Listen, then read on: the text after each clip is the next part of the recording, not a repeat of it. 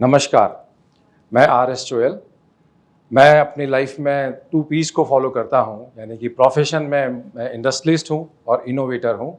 और दूसरा P stands for the passion, और पैशन से मैं ऑथर हूँ और मोटिवेटर हूँ। मैं आपके सामने मेरे कुछ एक्सपीरियंसेस जो है वो इमेजिनेशन और इनोवेशन को लेकर के जो मैंने अपनी प्रोफेशनल लाइफ में किए हैं, उनको मैं आपके साथ शेयर करना चाहूँगा। कहते हैं कि हम अपनी लाइफ में जो चाहते हैं वो हमें मिलता है। ऐसा हमने बहुत सारी सेइंग में सुना है। उसी में मैं जब कुछ ऐड ऑन करके किसी को कहता हूँ कि ज़िंदगी से आप जो मांगोगे ज़िंदगी आपको देगी, जो आप चाहोगे वो आपको मिलेगा। तो कुछ लोग इस बात से एग्री करते हैं, जो परफॉर्मर्स हैं, जिन्होंने चैलेंजेस लिए हैं, जो जानते हैं कि किस तरीके से हालातों को काबू में करते हैं, वो इस बात से एग्री करते हैं।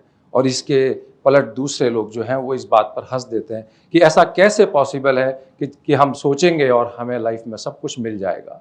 जी हाँ, सब कुछ इसी बात पर निर्भर करता है। और कहते हैं फर्स्ट थिंग फर्स्ट।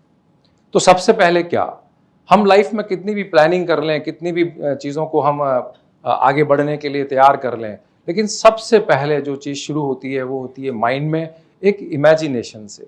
और इमेजिनेशन जो है वो आपको अपनी लाइफ के किसी भी मुकाम तक पहुंचा सकती है। और ऐसा कहते भी हैं कि इमेजिनेशन करने के लिए आप में डेयरनेस होनी चाहिए, आप इनफ डेयर होनी चाहिए आपके अंदर कि आप वो सब कुछ इमेजिन कर पाएं जो आप चाहते हैं। मैं इस बात का पूरा पक्षधर हूं कि अगर आप कोई भी चीज़ को अपनी लाइफ में अच्छे से इमेजिन कर सकते हैं, गहराई से उसकी कल्पना कर सकते हैं, और उस कल्पना को अगर आप जीने लग जाते हैं, तो फिर वहाँ से शुरू हो जाती है आपकी लाइफ के अंदर इनोवेशंस की शुरुआत। और कहते हैं कि जब लाइफ में एक अच्छी इमेजिनेशन के साथ आप जब कुछ इनोवेशंस करते हैं, तो फिर कोई भी ज़िंदगी का सपना आपका जो है अधूरा नहीं होता। ड्रीम्स हम सबके पास होते हैं, और ड्रीम्स वो होते हैं जो हमको नींद में आते हैं, या ड्रीम्स वो होते हैं जो हमारी नींद को उड़ा देते हैं। इसी तरह की कोई मैं आपके सामने कोई इंटेलेक्चुअल परिभाषा ड्रीम्स की रखने वाला नहीं हूँ, कोई इसका लिटरली मीन रखने वाला नहीं हूँ। जो रोज़मर्रा की ज़िंदगी में हमारे साथ काम आता है, सपना, मेरा एक सपना है कि मेरे पास कार हो, मेरा एक सपना है कि मेरे पास एक घर हो, मैं सपना है कि मैं एक बड़ा इंडस्ट्रियलिस्ट बनना चाहता हूँ। मैं उन ड्रीम्स की बात कर रहा हूँ जो हम सब लोग अपने करियर को लेके, प्रोफेशन को लेके, अपने ऑक्यूपेशन को लेके, अपने पैशन को लेकर के अपनी ज़िंदगी में रखते हैं। दोस्तों, इस बात पर हम कब जोर देंगे कि हमारा सपना पूरा कैसे होगा, तो वो एकदम राइट समय है। आज इमेजिन करिए, इमेजिन करते रहिए, कल्पना शक्ति को आगे बढ़ाते रहिए, और गहराई में जब हम डूब जाते हैं तो वो सपने हमको फिर सोने नहीं देते। वो हमको कंपेल करते हैं कि हम उसके लिए राइट टूल्स को सीखें, राइट नॉलेज को पजेस करें, और उसके बाद उसके लिए एक एक्शन प्लान बना करके उसके साथ आगे बढ़ जाएं। क्योंकि वो इमेजिनेशन हमको सोने नहीं देने वाली है, और तब तक हमको बैठने नहीं देगी जब तक कि हम अपना वो सपना पूरा नहीं कर लेते। और जब लाइफ में सक्सेस की बात आती है तो मेरा मानना यह है कि इनोवेशंस जरूर उसका एक अहम हिस्सा होती है। कुछ भी अगर हम करें, चाहे हमारी स्टूडेंट लाइफ हो, चाहे प्रोफेशनल लाइफ हो, या हम कोई आर्ट साइड से हों, अगर हम इनोवेटिव हैं तो हम लोगों से डिफरेंट कर सकते हैं। इस भीड़ में हम कुछ ऐसा कर सकते हैं जो लोगों को पसंद आएगा, या हम वो कर सकते हैं जो लोगों की सोच को आगे बढ़ाएगा, लोगों की प्रॉब्लम को सॉल्व करेगा। क्या हम ऐसा कोई इनोवेटिव आइडियाज़ रखते हैं? अगर हमारे पास इनफ ड्रीम्स हैं, हमारे पास इनोवेशन का कोई आइडिया है, तो फिर हमको लाइफ में आगे बढ़ने से कोई नहीं रोक सकता। जिंदगी के तमाम सपने जो हैं फिर वो पूरे होने लगते हैं। जैसा कि मैं आपको कह रहा था कि इनोवेशन से, जब इमेजिनेशन से इनोवेशंस आने लगते हैं तो लाइफ का सक्सेस रेशो बढ़ जाता है। जब मैं एक स्टूडेंट था और मैंने अपनी लाइफ की शुरुआत अपने प्रोफेशन से की, मैं सेकंड जनरेशन एंटरप्रेन्योर हूँ। मैं अपनी मर्जी से इस प्रोफेशन में नहीं आया। मैं पुलिस सर्विसेज ज्वाइन करना चाहता था, लेकिन फैमिली बिजनेस होने के कारण मुझे वो ज्वाइन करना पड़ा। तो शुरू में मेरा इंटरेस्ट लेवल नहीं था। जब इंटरेस्ट लेवल नहीं था तो केवल एक फॉर्मेलिटी थी, रोज जाना रोज आना। लेकिन फिर जिंदगी में कुछ ऐसा घटता है, टर्निंग पॉइंट आता है। एक बुक को पढ़ने से मेरी लाइफ में टर्निंग पॉइंट आया। तब मुझे ऐसा लगा कि मेरी वर्थ क्या है, मैं क्या कर सकता हूँ। जितना भी मैंने आज तक सुना है, पढ़ा है, लिखा है, देखा है, जो नॉलेज मैंने एक्वायर की है, उसको मैं अपने बिजनेस में कैसे डाल सकता हूँ। तो यहाँ से शुरुआत हो जाती है उस इमेजिनेशन की पावर की। अब मैं एक कॉमर्स ग्रेजुएट हूँ, मेरी लिमिटेशन है कि मैंने इंजीनियरिंग नहीं पढ़ी, मैंने मैकेनिकल या इलेक्ट्रॉनिकल इंजीनियर्स नहीं पढ़ी, लेकिन मैं अब हमारी फ्लावर मिलिंग इंडस्ट्री में कोई इनोवेशन करना चाहता हूँ। तो यहीं से इमेजिनेशन की पावर, कल्पना शक्ति की पावर की शुरुआत होती है। मैंने लगातार इस बात पर सोचा कि मैं अपनी प्रॉब्लम सॉल्विंग्स को किस तरीके से एक बेटर सॉल्यूशन के साथ ला सकता हूँ, और मैं कैसे इस वर्ल्ड को, फ्लोर मिलिंग वर्ल्ड को, कोई एक इनोवेटिव आइडिया, कोई एक इनोवेटिव प्रोडक्ट दे पाऊँ। लेकिन कहते हैं कि जब आप अपने आप पर विश्वास करने लगते हैं तो दुनिया आप पर अविश्वास करने लगती है। वो आपको बार बार ऐसा करती है कि आप ऐसा कर नहीं पाओगे, और तब आप जो अपने आप से कहते हैं वो महत्वपूर्ण होता है। तब मैंने अपने आप को कहा कि मैं कॉमर्स ग्रेजुएट नहीं हूं तो क्या हुआ, काश शब्द मेरी जिंदगी की लिमिटेशन नहीं बनेगा। मैंने इंजीनियरिंग की कुछ एलिमेंट्री बुक्स को पढ़ी और लोगों को ये विश्वास दिलाने की कोशिश की, और जब मेरा मैनेजमेंट ये कहने लगा कि तुम्हारे पास कोई बैकग्राउंड नहीं है, तुम इस इनोवेशन को किस तरीके से कंडक्ट करोगे, तब वो कॉन्फिडेंस काम आया। जब मैंने अपनी इमेजिनेशंस उनको बताई, कल्पना बताई कि ऐसे काम करेगा, ऐसे होगा, तो हर किसी को ऐसा लगा कि ये कल्पनाएं जो हैं केवल कपोल कल्पनाएं हैं, इनका कोई फिजिकल एग्जिस्टेंस नहीं होगा, इस तरह का कोई इक्विपमेंट होता भी है या नहीं होता है, ये सब कुछ कैसे होगा। लेकिन यहीं से पावर ऑफ सबकॉन्शियस माइंड शुरू होती है कि जब आप चाहते हैं तो फिर नेचर उस सब चीज को आपके सामने ला करके खड़ा कर देती है, और फिर आपका कॉन्फिडेंस बढ़ता है। तब मैंने दुनिया का पहला automatic emery stone manufacturing unit बनाया, और वहां से फिर कॉन्फिडेंस की शुरुआत हुई। तब दिमाग में आया कि पूरी दुनिया किस चीज से आज जो है, फ्लावर मिलिंग इंडस्ट्री की मैं बात कर रहा हूं, क्योंकि मैं मेरे प्रोफेशन में अच्छा करूंगा तभी मैं कुछ ऐसा इनोवेट कर पाऊंगा जो दुनिया को कुछ हेल्प कर सके। हालांकि मैं किसी भी फील्ड में चाहूं तो कर सकता हूं, मैं से मतलब हम सब लोग हैं। तो मैंने देखा कि यूरोपियन मिलिंग टेक्नोलॉजी के कंपटीशन में इंडियन स्टोन मिलिंग इंडस्ट्री जो है वो डेवलप्ड नहीं है, पुरानी टेक्नोलॉजी चली जा रही है, कोई उसमें कोई इनोवेशन नहीं है, वही कट कॉपी पेस्ट का फॉर्मूला चल रहा है। तब एक आइडिया आया कि हम लोग जो है फ्लावर मिलिंग को इनोवेट करते हैं, उसको डिजिटलाइज करते हैं। अगेन दोस्तों, यहाँ पर फिर एक इमेजिनेशन का कमाल है। मैं एक सेल्स कॉल पे गया, उस सेल्स कॉल को मैंने देखा तो उन्होंने मुझसे पूछा कि मिस्टर चोयल आजकल आप क्या नया कर रहे हो। अचानक से मेरे दिमाग में एक कल्पना आई और मैंने कहा कि सर हम एक ऐसी स्टोन मिल बना रहे हैं जिसमें ये फैसिलिटी होगी, ये फैसिलिटी होगी, ऐसे ये काम करेगी, इस तरीके से वो जो है परफॉर्म करेगी, उसमें एआई भी होगी, उसमें डेटा लॉजिंग होगी, और तमाम वो सारी बातें जो मेरी कल्पना में आती गई वो मैं एक सेल्स कॉल पर सुनाता चला गया। लेकिन वो केवल एक सेल्स कॉल नहीं थी, वो कॉल थी विदिन से, और उस विदिन की कॉल का अगेन रिपीटेशन हुआ। मैंने R&D की। अच्छा, ये सब बात बताने में जितनी आसान लग रही है कि मैंने इमेजिन किया, मैंने बताया और फिर उस चीज़ की शुरुआत हो गई, ऐसा नहीं है। इसके बाद रेस्टलेस सेशंस ऑफ R&D है, 18-18 घंटे की स्टैंडिंग्स हैं, 48 आवर्स का सेशन है जिसमें आप अपने R&D से बाहर नहीं आते हो। तो इस तमाम चीज़ों के चलते, लेकिन इसकी शुरुआत कहाँ से हो रही है? शुरुआत हो रही है एक इमेजिनेशन से, जहाँ पर आप एक ऐसे प्रोडक्ट की कल्पना कर रहे हैं कि एक ऐसा प्रोडक्ट है जो पूरी दुनिया को इनोवेट करेगा। तब जाकर के फिर उस प्रोडक्ट की कल्पना हुई और हमने दुनिया को दी पहली स्टोन मिलिंग टेक्नोलॉजी, जिसने ना केवल हमारा कद बढ़ाया बल्कि पूरी दुनिया के अंदर इंडियन मिलिंग इंडस्ट्री को एक एस्टैब्लिश किया। एक इंजीनियरिंग स्टूडेंट का एक सपना होता है कि वो अपनी लाइफ में कोई रिसर्च पेपर लिखे, वो कोई अपने नाम से कोई पेटेंट कराए। तो आप सोचिए कि एक कॉमर्स ग्रेजुएट स्टूडेंट को अगर उसके नाम से पेटेंट मिलता है, उसके नाम के आगे इन्वेंटर लगता है, तो उसको कितनी खुशी हुई होगी। और ये खुशी आपको बार बार प्रोत्साहित करती है, मोटिवेट करती है कि आप अपनी लाइफ में कुछ इस तरह का करें। और फिर यहाँ से सिलसिला शुरू हो जाता है और एक के बाद एक 42 इनोवेशंस जो है वो इसी कल्पना शक्ति के माध्यम से हमने दुनिया के सामने रखे।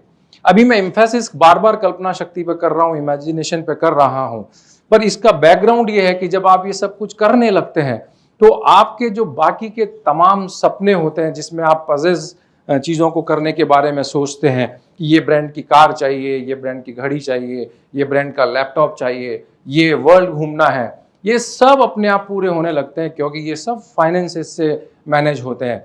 जब आपके पास एक ऐसा इनोवेटिव प्रोडक्ट होता है, एक सर्विस होती है, आइडिया होता है, उससे आप फाइनेंस को अट्रैक्ट करते हैं और फिर पूरी दुनिया आपकी मुट्ठी में होती है। आप जहाँ चाहें वहाँ जा सकते हैं, जहाँ चाहें आप घूम सकते हैं, जो चाहे आप वो कर सकते हैं। दुनिया लेकिन इतनी आसान नहीं है कि आपने सोचा और आपने घूम लिया। एक एज ए टूरिस्ट ट्रैवल करना है, आपने कर लिया, लेकिन जब आपको किसी कंट्री में जाना है तो उसके कल्चर को देखना है, उनकी ग्राइंडिंग टेक्नोलॉजीज को देखना है, उनके सिस्टम्स को समझना है, और समझने के बाद उनके ईगोस को हर्ट किए बिना उनकी टेक्नोलॉजीज को रिप्लेस करने की बात आपको करनी है। ये चैलेंज है, लेकिन जब ये आर्ट आप में अंदर आ जाती है तब फिर आप कह सकते हैं कि मेरा ऑफिस आज डीसी में होगा, मेरा ऑफिस आज टोक्यो में होगा।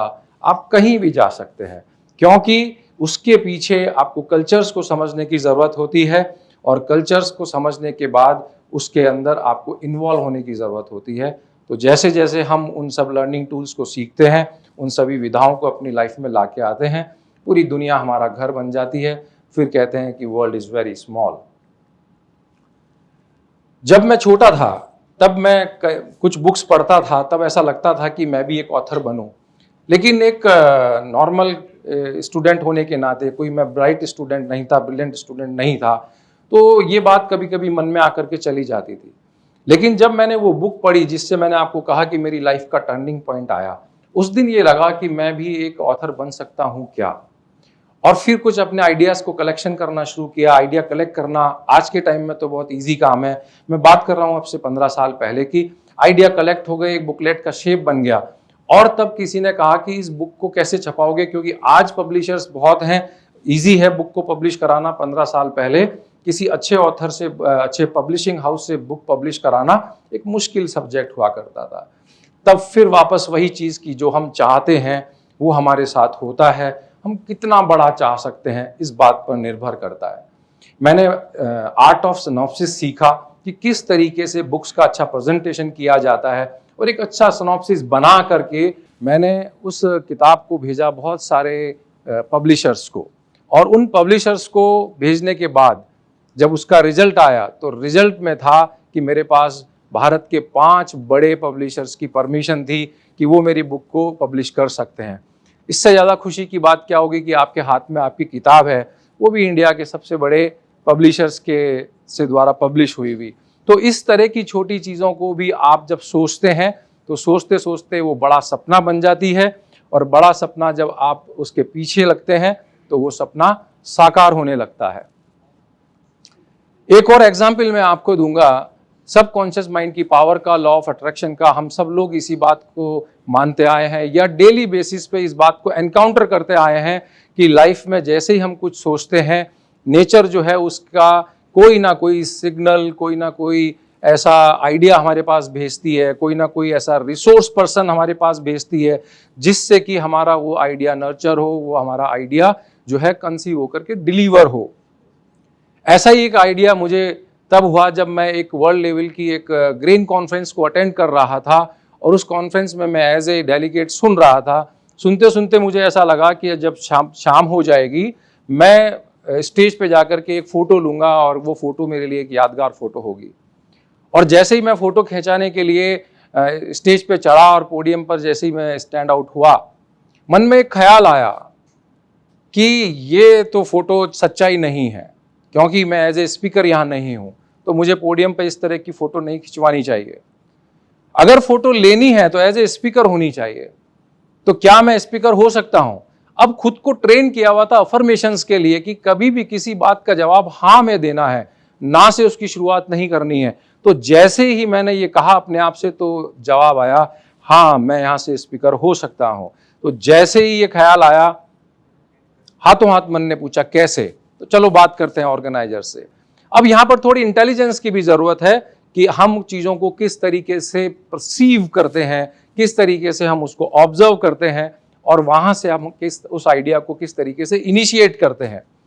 मैंने ऑर्गेनाइजर्स को कहा कि आप फ्लोर मिलिंग की कॉन्फ्रेंस कर रहे हैं, लेकिन जिस कंट्री में ये हो रही है उस कंट्री की मिलिंग टेक्नोलॉजी के बारे में आपने कुछ भी नहीं बताया है। पूरा दिन चला गया है और मैं देख रहा हूँ कि आपके 2 दिन के टॉपिक्स में भी इसका कहीं जिक्र नहीं है। उन्होंने कहा बात आपकी सही है, लेकिन अब क्या किया जा सकता है, हमारे पास कोई इस तरह का स्पीकर नहीं है। मैंने कहा मैं आपको ऑर्गेनिक मिलिंग के ऊपर जो है एक प्रेजेंटेशन दे सकता हूँ। उन्होंने उसकी बात को सहज स्वीकृति दी मुझे, और मुझे कहा कि आप पीपीटी बना के दे सकते हैं। मैंने पूरी रात मेहनत की और उनको पीपीटी बना करके दिया। नेक्स्ट डे उन्होंने कहा PPT is good, we are considering it, लेकिन जैसे समय होगा वैसा देखेंगे। दूसरा दिन पूरा चला गया, तीसरा दिन जो फाइनल डे था वो ऑलमोस्ट लंच के बाद तक का सारा समय चला गया। और जो मेरे साथ थे उन्होंने कहा कि सर कोई चांस नहीं है, मुझे तो नहीं लगता कि आपको ये मौका मिलेगा। पर कहीं ना कहीं मन में ऐसा था कि नहीं, मुझे ऐसा लग रहा है, गट फीलिंग कह रही है, इंट्यूशन कह रहा है कि जरूर चांस मिलेगा। और 4:20 के ऊपर वहाँ पर अनाउंस होता है, mister Joel you are welcome on the stage. तो ये जो किस्सा है ये मेरी लाइफ का मुझे बार बार ये मोटिवेट करता है कि अगर हमें गट फीलिंग है, हमें ऐसा लगता है कि ये काम मैं कर सकता हूँ, तो फिर कोई भी काम जो है इम्पॉसिबल नहीं है। और इन सब चीज़ों के साथ में जब भी हमको रोज़मर्रा चीज़ों में हमको गट लेवल आता है, क्या उन गट लेवल्स को, इंट्यूशंस को हम लिखते हैं? क्या हम अपनी लाइफ का विजन स्टेटमेंट बनाते हैं? अगर हम अपनी लाइफ का विजन स्टेटमेंट बनाते हैं और लिखते चले जाते हैं तो हो सकता है 1 साल के बाद मैं ये करूँगा, 2 साल के बाद मुझे ये चाहिए, 5 साल के बाद मेरी लाइफ में ये चीज़ें होनी चाहिए, ये डिग्री होनी चाहिए, वॉटएवर जो भी आप सोचते हैं वो जब आप सब लिखते चले जाते हैं तो आपकी लाइफ का एक विजन स्टेटमेंट बनता है। और उस विजन स्टेटमेंट में जैसे जैसे आपकी श्रद्धा बढ़ती है, जैसे जैसे आपकी मेहनत बढ़ती है, वो स्टेटमेंट जो है वो आपकी लाइफ में उतरता चला जाता है। ये मेरा एक्सपीरियंस नहीं है, ये बहुत सारे लीडर्स का एक्सपीरियंस है, बहुत सारी बुक्स का निचोड़ है। मैंने तो केवल उसको पढ़ा है और उसको अपनी लाइफ में इम्प्लीमेंट किया है, और जो मैंने सीखा है, जो मैंने रिजल्ट लिए हैं, उस रिजल्ट को मैंने आपके साथ साझा किया है। इसमें मेरा कुछ भी बोनाफाइड नहीं है, ये केवल पढ़ा हुआ, सुना हुआ और देखा हुआ है जिसको मैंने आपके साथ शेयर किया है। और कहते हैं, ऐसा मैंने सुना है और कहते हैं कि ज़िंदगी हर आगाज़ को अंजाम देती है, ज़िंदगी हर आगाज़ को अंजाम देती है, सपने वो पूरे होते हैं जो जिए जाते हैं उम्र तमाम। ज़िंदगी हर आगाज़ को अंजाम देती है, सपने वो पूरे होते हैं जो जिए जाते हैं उम्र तमाम। शख्स है तू ऐसा जो जाने रीत जीत की। यहाँ पर मेरी विश है आप सभी लोगों को, शख्स है तू ऐसा जो जाने रीत जीत की, जीत रहे प्रीत रहे बढ़ते रहे कदम, तू विजेता था और विजेता रहे हरदम। जय हिंद, नमस्कार।